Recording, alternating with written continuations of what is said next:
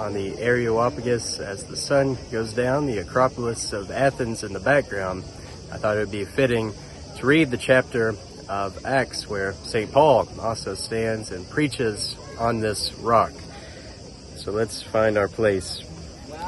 So now while Paul waited for them at Athens, his spirit was stirred in him when he saw the city wholly given to idolatry.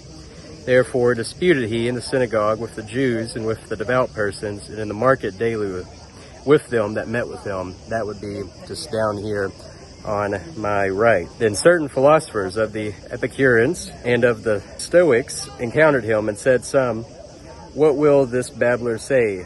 Other, some, he seemed to be a setter forth of strange gods, because he preached unto them Jesus and the resurrection. And they took him and brought him unto the Areopagus, saying, may we know what this new doctrine whereof thou speakest is.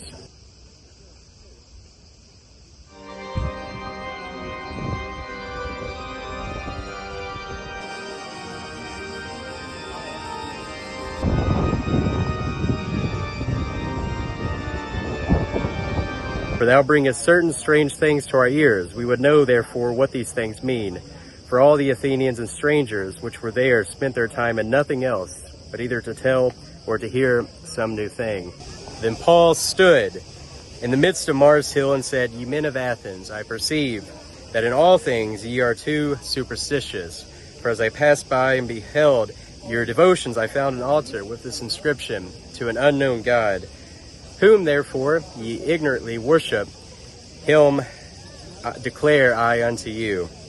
God that made the world and all things therein, seeing that he is Lord of heaven and earth, dwelleth not in temples made with hands, neither is worship with men's hands, as though he needed anything, seeing he giveth to all life and breath and all things, and hath made one blood all nations of men to dwell on all the face of the earth, and hath determined the times before appointed and the bounds of their habitation, that they should seek the Lord, if haply they might feel after him, and find him, though he be not far from every one of us.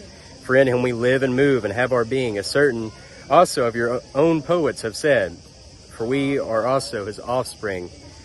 Forasmuch then as we are the offspring of God, we ought not to think that the Godhead is like unto gold or silver, or stone graven by art and man's device. And the times of this ignorance God winked at, but now commandeth all men everywhere to repent, because he hath appointed a day in which he will judge the world in righteousness by that man whom he hath ordained, whereof he hath given assurance unto all men, and that he hath raised him from the dead.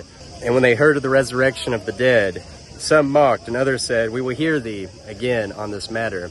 So Paul departed from among them. Howbeit certain men clave unto him and believed, among the which was Dionysius the Areopagite, and a woman named Damaris, and others with them. And after these things, continuing the next chapter, after these things Paul departed from Athens and came to Corinth.